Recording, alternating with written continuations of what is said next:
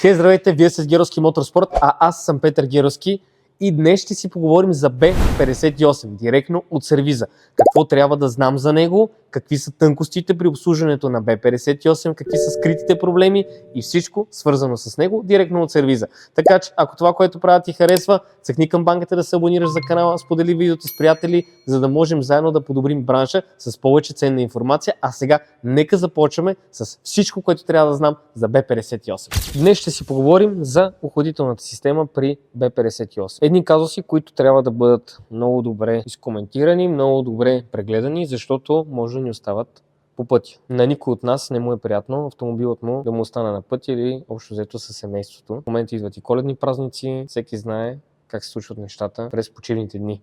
Какво се случва? B58, какви са стандартните и, така да го наречем, детските болешки, за които никой, абсолютно никой не говори. Така наречената охладителна система, която се състои от Heat Management, това е електронният термостат, който отрегулира много точно охлаждането на автомобила и след малко ще покажем на живо на стойката как са разположени водните магистрали, какво прави точно Heat Management и защо е толкова ефективна цялата система. Масленият охладител, още един маслен охладител, водните маркучи, които са в окаяно състояние, на колко хиляди километра се случва това нещо и какви всъщност са проблемите и разбира се проблемът, който е свързан с маслената помпа и невъзможността за измерване на масло при този двигател. Какво всъщност трябва да обобщим тук? 100 000 км задължително, ама задължително подмяна на цялата охладителна система, която включва електронния термостат, който е ето този елемент. Той откоригира много точно колко антифриз се преминава през охладителната система на автомобила, кога и как, за да поддържаме оптимална температура на работа. Всичките водни съединения, които са от ето такъв тип. На външен вид, когато ги погледнем, този маркуч стои ето така в предната част на двигателя и видно изглежда абсолютно перфектно. И в следващия момент демонтирате го и се случва ето това. Изгаряне и напукване от високата температура, която служи за правилната работа на този двигател. След малко ще разберем и тя как бива управлявана и как функционира от регулирането на температурата в двигателя. 100 000 км задължително тези съединения се подменят. Много хора ще питат, ако аз си своя температурата на автомобила, няма ли да е по-добре? Правили сме си експеримент на автомобили, които са с пенинговани охладителни системи, държат по-ниски градуси и положението е също 20 000 км по-късно. Ще спестите ни 20 000 км. Но това отново не е гаранция, че няма да имате проблем. Тоест 100 000 км е един сигурен период, който вече го наблюдаваме при всички автомобили, които обслужваме от този вид. Всичките ето такива водни маркучи, първо поколение, B58, второ поколение, трето поколение, същата история. Трите поколения B58 имат малко разновидности в самите водни съединения, но крайният резултат е абсолютно един и същ. Имаме фланеца към главата, охладителя, може да видите вътре какво се случва с него. Целият се изпича, като ето тук се очупват и парченца и директно се излива антифриза на улицата. Като това отново пак повтаряме, когато е монтирано на самия автомобил, няма как да бъде видяно. Изключително важно нещо е, т.е. превантивна смяна. Тук имаме и един охладител, при него се е случил този проблем. И ето тук виждаме как на водната магистрала се е очупило парченце, което остави автомобила директно на пътя. Това е на автомобил на 107 000 км. Този Heat Management е на 98 000 км. Този охладител е на 104. Водната помпа, тя отново е на 100 000 км. Ето виждаме тази в момента протекла. Всичко това, водна помпа, охладител, маслен охладител, Heat Management, всички прилежащи тръбички, маркучи, смяна. Тук, в зависимост от поколенията, пак казвам, са различни вече в персонална оферта, т.е. зависи от поколението на B58, се вкарват различни съединения, което е много индивидуално. Тук какво се случва? Маслена помпа, B58, второ поколение. Имат проблем, всички знаят, от 2019 година до към 2020 средата. Имаме проблем с измерване на маслото. Къде се локализира този проблем? Проблемът се локализира там, че вътре в тази маслена помпа, която е с индекс 0,4, ето тук може да видим в момента индекса, вътре има пластмасов елемент. Този пластмасов елемент реално не е изчислен изобщо както трябва в първите версии на помпата, заради това има след това и други индекси, като масленото захранване се управлява по така наречената MAP характеристика. Това означава, че помпата изпомпва маслото до клапан регулатор. Този клапан регулатор регулира налягането и вече го изпраща към масленото тяло с маслен филтър и оттам по цялата верига на двигателя, т.е. по цялата система за смазване на двигателя. При тази ревизия вътре пластмасовият елемент, който е в помпата, е проблемен и не може правилно да задържа налягането, което трябва да бъде осъществено от помпата. В този случай тази характеристика или контрола на маслото не може да отчете нужните стойности. Тоест маслото играе между стойностите, които трябва да бъде, и по време на мерене на масло тя иска да има точното налягане, което компютъра очаква в този момент. Когато тя не го получи и започне да има играене на налягането на маслото, в този момент се случва процедурата да крашне. Тя крашва между 15 и 25% забива и ви казва, че маслото не може да бъде измерено. Грешка за това нещо повечето пъти няма, освен вече ако не се сцепи и вътре целият пластмасов елемент, и в този момент записваме и грешка в диагностичния тестер. Т.е. когато я прочитаме на диагностика, преди това просто през мерене на маслото. Решението е друга помпа, която е с друг индекс. По-старите индекси бяха с индекс 0.6, в момента са вече с индекс 0.7, най-новите. Като дали ще сложите индекс 0.6 или 0.7, към момента и в двата случая няма да има проблем. Тоест пластмасовия елемент е изцяло заменен, няма абсолютно никакви проблеми. Това е с охладителната система, която трябва задължително да бъде обслужена на 100 000 км, ако не искате като този автомобил да остане на пътя или като някой друг. Така че това е като цяло за нея. А сега ще отидем при един разглобен двигател B58, за да го разгледаме отвътре. Има ли проблеми с харч на масло, какви са случаите и кога му се обслужва верижното задвижване. Вече сме и при двигателят. B58, второ поколение. Верижно задвижване от задната част, както е добре познато, между скоростната кутия и двигателя. Изключително здраво. При второ поколение не се наблюдава износване тип разтегляне на верижното задвижване. Наблюдава се късане от умора на материала, като изключително важно това нещо. Няма да видите нито грешка, нито абсолютно нищо за верижното задвижване. От раз се къса, вече имаме някои такива случаи. Така че на 200 000 км смяна верижно задвижване B58 задължително. След това другият проблем, който има, е харч на масло, който е грубо около 2 литра 3 на 10 000 км, като това нещо, което се случва, е силно замърсени маслосъбирателни пръстени. Цилиндрите всъщност са абсолютно перфектни и нямат износвания, нямат сенки, нямат някакви проблеми в посока на полите на буталата, така че изглеждат много добре. За разлика от по-стари поколения други двигатели, тук нещата с самия блок са изключително адекватно направени и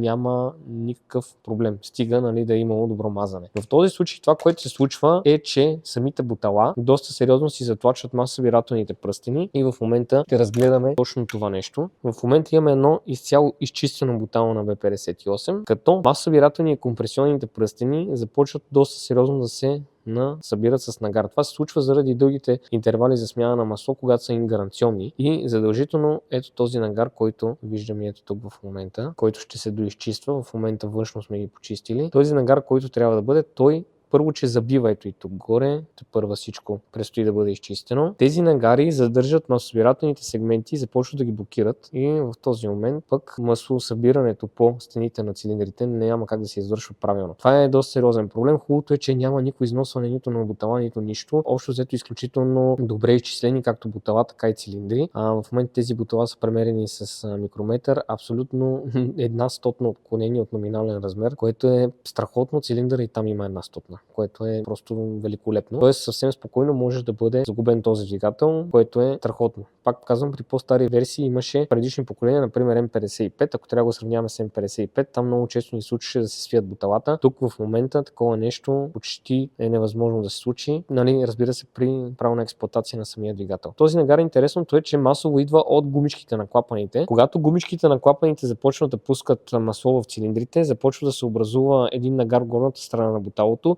и започват да преминава през първия компресионен, втори компресионен пръстен и цялото бутало от горната страна става изключително черно. В този случай дори гумичките на клапаните могат да причинят блокване на сегментите, а не всъщност сегментите да са били главният проблем за образуването на нагара и горене на масло. 200 000 км. Тепърва сега предстои тук в момента да бъде изчистен отгоре цилиндровия блок, за да бъде готов за монтиране на нова гарнитура. Всичко ще бъде изчистено до съвършенство. Тук инсталации виждаме от температурата във времето започва да се прекръстват шлаухове навсякъде. Всичко ще бъде сменено с чисто ново. Тук на 100 000 км всичко сме правили. Водна помпа, heat management, виждаме всичко навсякъде белязано. Това е направено преди доста време. Всичко още изглежда абсолютно чисто ново. Това е доста важно за B58 като цяло и за проблемите, които има с харч на масло. Главният проблем гумички, след това преминаваме към масосъбирателни, но на 200 000 сегменти с масосъбирателни пръстени. Другото, което се получава по лагерите, биелните започват да се образуват ето такива сенки, които отново трябва да им обърнем внимание. Тук това бутала е в доста начален стадий. Горните лагери, които са ироксови лагери, това не са иноксови лагери, както много хора ги наричат. Това е ирокс покритие, което е силно износоустойчиво и в повечето пъти няма никакви щети, но задължително се променя както долен, така и горен лагер. Това е абсолютно задължително. Тук в момента искам и да засегнем охладителната система на B58. Това в момента, което се вижда е водната магистрала покрай един от цилиндрите. Така продължават всичките водни магистрали в двигателя, като се вижда колко къси са те. Реално не са изобщо толкова дълбоки. Както предходни двигатели, където водните магистрали продължават буквално до долната част на цилиндъра. Тук в момента виждаме как буквално имаме едни 2-3 см охлаждане. Защо се случва това цялото нещо? Тук производителя много добре знае, че горенето се случва в горната точка, т.е. в горна мъртва точка и нагряването, което ще е най-голямо в първите сантиметри от самия цилиндър. В този случай, когато се направи такава къса водна магистрала и се направи heat management, който да управлява много точно потока на антифриза, може да се получи много бързо загряване на двигателя и респективно много бързо охлаждане, защото много бързо може да циркулираме малко количество антифриз, което да отнема топлината от главата, както и блок. Тук масово наблягаме на охлаждане глава и не чак толкова на блок. Тук при блок наблягаме на охлаждане в горната част на цилиндрите. Това е доста по-различно от преходните поколения двигатели и именно заради това двигателят загрява доста бързо, не страда от прегрявания, защото много точно се изкоригира количеството антифриз, което да циркулира през блока. Виждаме колко е и дебела самата стена между цилиндъра и водните магистрали. При по-старите поколения М55, например, тук изключително тънко, така че много по-адекватно изчислено, много по-масивно, много добре създаден двигател. Именно заради това тук изкривяване на глави и такива проблеми изключително рядко. Heat management, когато забие между другото, той влиза в мод, в който се отваря напълно. Т.е. ако се изгуби комуникация или каквото и да било, той се отваря напълно, застава в отворена позиция и в този момент имаме непрестанна циркулация през него, така че това е доста добре да се знае. Тоест шанса да прегрее този двигател е изключително